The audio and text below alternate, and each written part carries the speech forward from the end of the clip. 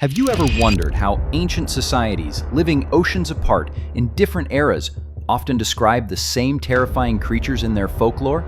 They etched them into stones, painted them on cave walls, and whispered their names in fear. No contact, no shared language, yet the same recurring beasts over and over again. Science says they're myths, but the bones, the footprints, the sightings, they say otherwise. Here we are, 7 of those mystical beings the world calls legends. But are they really just myths? Let's find out. Number 7, the Griffin. Do you remember the symbol of Gryffindor in Harry Potter? That proud, powerful creature with the wings of an eagle and the body of a lion? That's the Griffin. But the story of this majestic bird didn't start with Hogwarts. Long before fantasy novels and schoolhouses, the Griffin ruled the skies of ancient folklore. For over 5,000 years, it appeared in carvings, stories, and sacred texts. Across the ancient Mediterranean and Near East, the Griffin was seen as a guardian, a protector of treasure, especially gold, revered by some, feared by others. In Persia, people believed the Griffin could shield them from the evil eye and dark magic. In Egypt, it stood watch over the tombs of powerful pharaohs. And in Greece, it pulled the chariots of gods like Apollo, guarding treasures in lands no human had yet seen. Even the Scythians, the fierce nomads from Central Asia, etched griffins into gold, painted them on weapons, and tattooed them onto their skin. But why did so many ancient cultures, separated by time and distance, describe the same creature in such vivid detail? Maybe they all saw something. Some historians believe that the legend of the Griffin may have started with the discovery. In 1922, while digging for gold in Central Asia, a team of miners led by explorer Roy Chapman Andrews stumbled upon strange fossils buried in the earth. These fossils belonged to a dinosaur known as the Protoceratops, a creature with a bird-like beak, 4 sturdy legs, and a large frill around its head. To the miners, it may have looked like a mix between a lion and a giant bird, matching the image of the griffin described in ancient stories.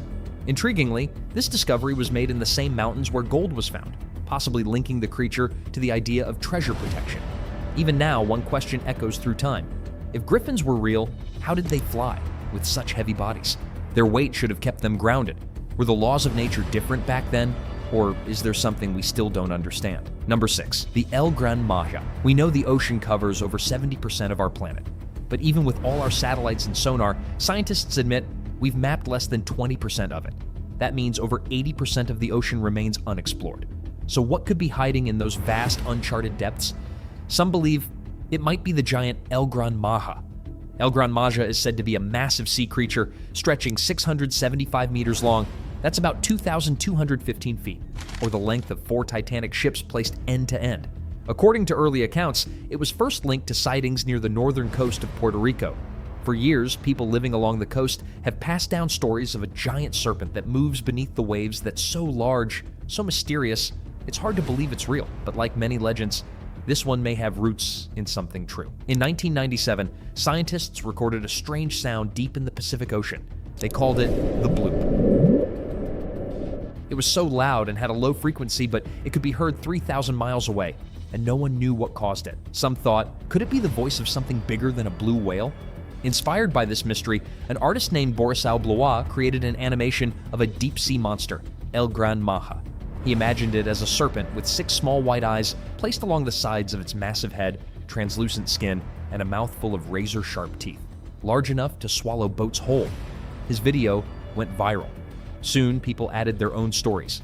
The line between legend and possibility began to blur. Some people still believe that Gran Maja lives deep in the Arctic Ocean, far from human reach, hidden in the darkest parts of the sea. But with 80% of the ocean still untouched, can we really say it doesn't exist? Number 5, Loch Ness. Deep in the Scottish Highlands lies Loch Ness, a dark, cold lake nearly 800 feet deep. And according to countless sightings, something very strange lives beneath its surface. They call it the Loch Ness Monster, or simply Nessie. The descriptions say it's up to 10 meters long, with a long neck, a bulky, dark body, and sometimes fins. Some say it looks like a snake.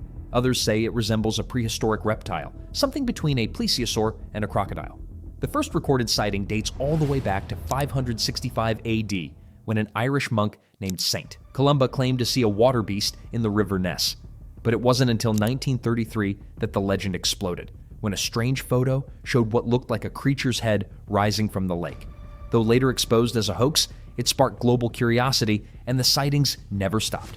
Since then, hundreds of people have reported seeing something unusual in Loch Ness. Barbara Ross, a former nurse, recalls a story her husband has told for nearly 5 decades. While camping with his family on the shores of Loch Lomond, they witnessed something unforgettable, what they believed to be Nessie. Even after all these years, they remain convinced of what they saw. Cameras have captured strange ripples. Expeditions have tried and failed to prove or disprove its existence. With no solid evidence, skeptics call it a myth.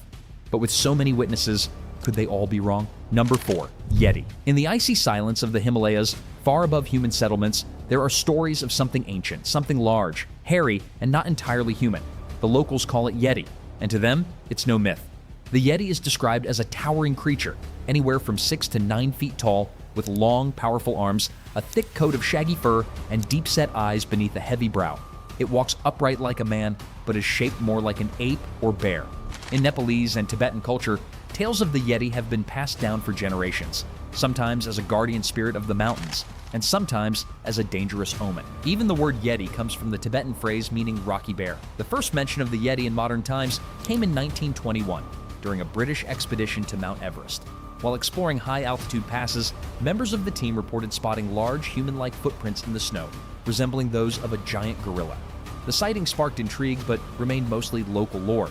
That changed in 1951 when British mountaineer Eric Shipton reignited global curiosity. While on a reconnaissance expedition near the Menlung Glacier in eastern Nepal, Shipton discovered and photographed a series of massive footprints in the snow. To offer a sense of scale, he placed an ice axe next to one print, and the image became iconic. The footprints showed toes, a defined arch, and no sign of dragging or slippage. Shipton, a respected mountaineer, believed what he saw couldn't be explained by any known animal. But decades later, in 2019, the mystery deepened. During a high-altitude Indian Army expedition near Mount Makalu, soldiers spotted something extraordinary, a trail of over 50 gigantic footprints, each nearly 3 feet long, marching in a straight line across untouched snow and even over bushes. The stride was measured, the depth was real. Trained mountaineers examined them, photographed them, and recorded everything on video. Locals who were with the team instantly identified them. Yeti. Some were so certain of what they saw, they turned away, believing that just looking at Yeti prints brings bad luck or death. Their belief was strong, unshaken. Skeptics rushed in to explain. Some said it was snowshoes, others said bears. A few even claimed the soldiers hallucinated at 4,000 meters in altitude. But the soldiers pushed back. Hallucinations don't leave footprints. We have evidence. Some believe the reason sightings are so rare is because creatures in cold, harsh environments may spend long periods in hibernation, hidden deep within the mountains. Science has long debated the Yeti's existence. Some say the sightings are simply misidentified Himalayan brown bears, which can stand upright and appear human from a distance. Number 3, Gremlin. Do you remember that cute little creature from the movie Gremlins of 1984 with big ears and innocent eyes? That isn't the Gremlin, that was Gizmo. But break the rules, feed it after midnight, and that innocent face twists into something else entirely. Sharp teeth, evil laughter, chaos in a small, scaly body. That's the Gremlin we're talking about. Before these gremlins became mischievous movie monsters, they were already feared, high above the clouds. Their story begins not in Hollywood, but during the early days of aviation, especially in World War II. British Royal Air Force pilots reported strange mechanical failures mid-flight, flickering dials, snapped wires, jammed gears. And when they couldn't explain what went wrong, they blamed tiny creatures they swore they saw crawling across control panels and tearing into engines. They called them gremlins. These creatures were said to be small, with gray or green skin, oversized ears, and glowing eyes. Some looked insect-like, others like little goblins or bug-eyed pranksters. No two descriptions were exactly alike, but the theme remained the same.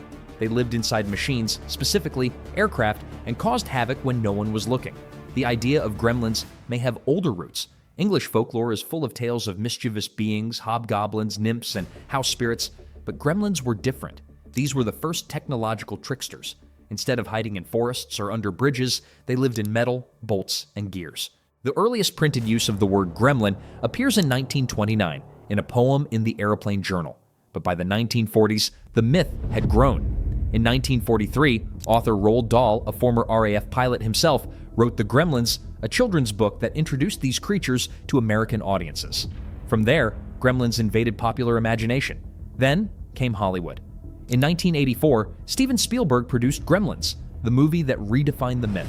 What started as a sweet little creature named Gizmo quickly turned into a full-blown nightmare. Razor-toothed, chaos-loving creatures that destroyed everything in their path when fed after midnight.